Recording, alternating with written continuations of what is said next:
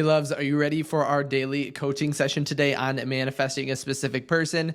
So I want to let you know your reality, your subconscious is bringing you your specific person along with everything you could ever want in your reality in the most easy and effortless way possible, and you never have to worry about it. So basically what I'm saying is you never have to worry about how or when your manifestation is going to show up. And so this also showcases then the bridge of events. You don't have to worry about the bridge of events leading you to what it is that you desire. You never, ever, ever have to focus on that. And I'm sure everybody here has heard of the term bridge of events before, but that's going to be the logical path that our reality takes and your subconscious takes to bring you that thing in your reality. And this is something that Neville Goddard has talked about, Joseph Murphy has talked about, and I have found 100% of every single worry, every single fear and anxiety, and I'm sure if you've watched my videos, you know what I'm about to say, all of your fear all has to do with how and when that thing is going to come into your reality.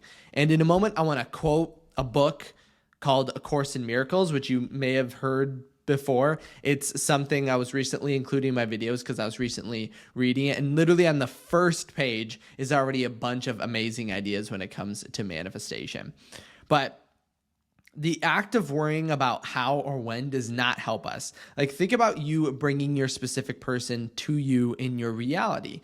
Is worrying about how or when, how does that help us get into the feeling, right? You would say the best way to actually get into the feeling would be to just assume it, to just act in the end, to feel as if you already have it. Worrying about how and when is not something that you would ever do if you already had something. So it's only real case or cause, and the reason that it's here is so that we can keep ourselves in the same exact state that we've always been in, which is going to work out to our benefit as to, or when we actually do achieve and manifest exactly what we want. And when we finally get fully into that wish fulfilled, and then it doesn't feel like it's something outside of you, it feels like something you're living.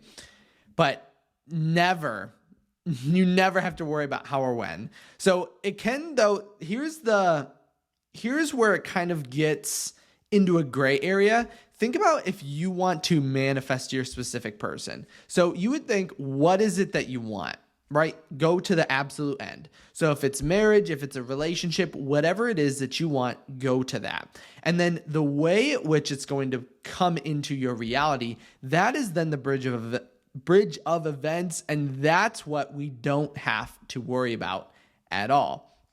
And so here's the quote from the book, and if you guys like me quoting certain books and ideas and people, I'll include it more in my future videos. Like I would love to quote Neville Goddard, Joseph Murphy, Joe Dispenza, Abraham Hicks.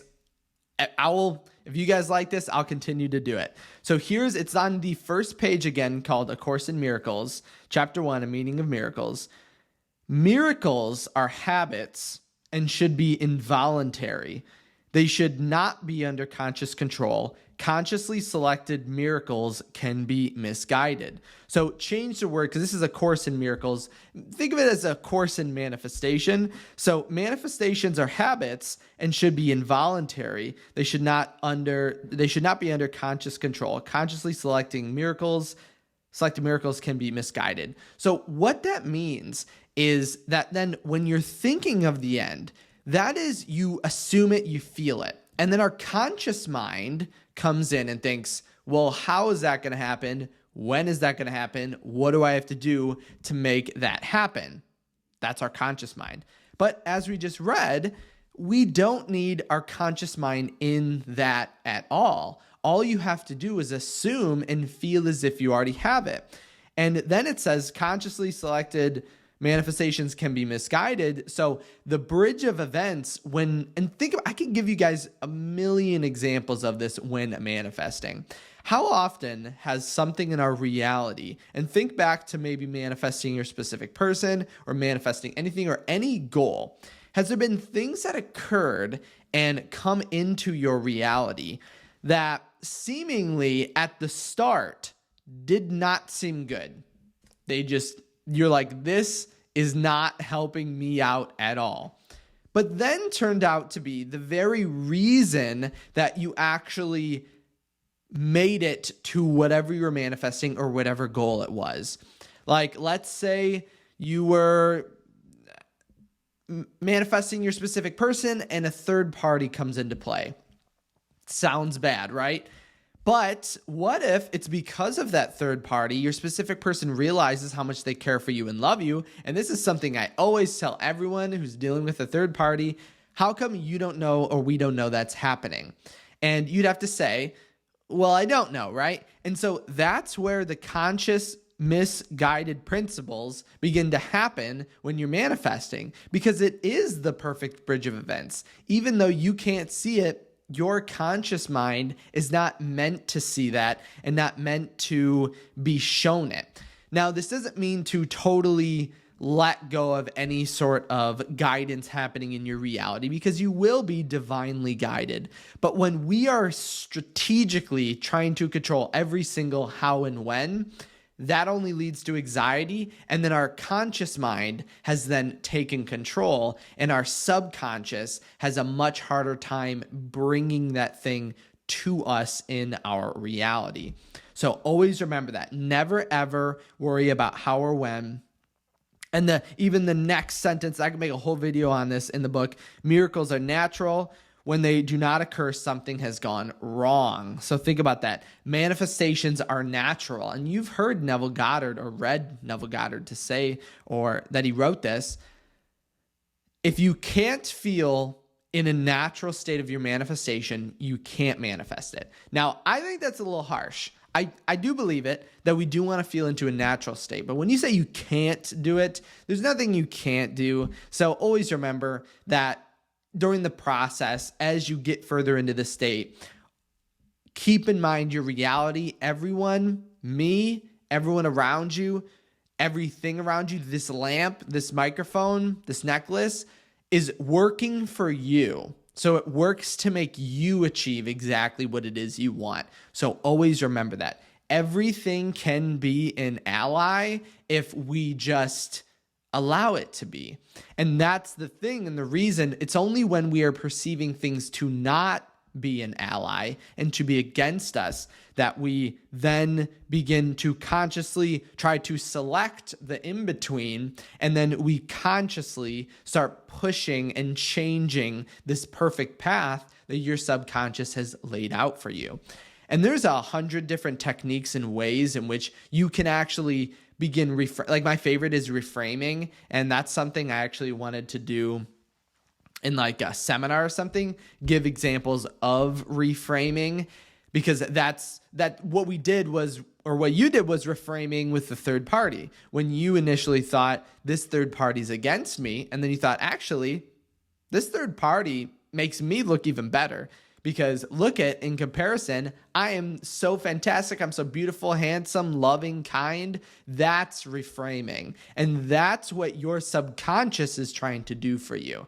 Because you've seen in a lot of my videos, I talk about this concept that nothing outside of you has a positive or negative. Like I talked about the lamp in the past, as it can produce light or it can electrocute, right? Nothing in our reality has a positive or negative. It's the way it's being focused through our reality. Like remember the prism idea. If you guys haven't checked out my last video, definitely check it out. The prism idea, where you are this prism of like glass, I think, and then the light comes in and it shines that rainbow, right? That's you with your reality. Everything can work in your favor if you just so want it to. I think in my next video, I'll probably quote one of these books as well, because I think it's really, really fun, and it's a lot of insight. And then when I was doing this live, a lot of people were really liking my interpretation of this stuff. And I think it is super helpful when it comes to manifesting a specific person, or as we know, manifesting literally anything. So keep that in mind. Don't control the how or when. Again, I'll say miracles are habits and should be involuntary. Make that state habitual. You already achieved it. Think of the concept of happiness, love, and positivity. And this is something that's written in a bunch of books. Like, I recently read a book called The Happiness Advantage, which is a psychology book. It really doesn't have anything to do with manifestation, but I think with the feeling is something that we want to dive into.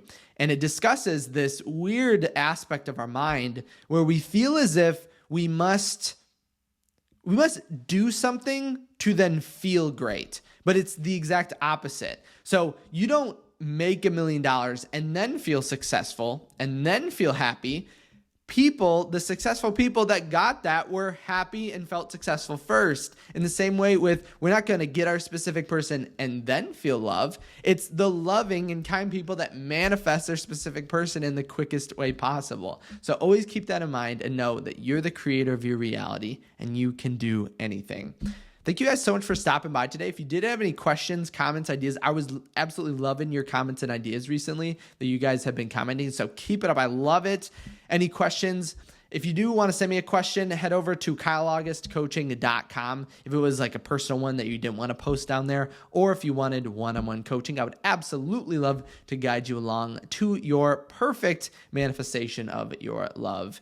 Don't forget to leave a thumbs up on this video, and then don't forget to subscribe as well so you don't miss any of these videos or any of my future little analysis of these quotes and books. So have a great rest of your day, and I'll see you tomorrow.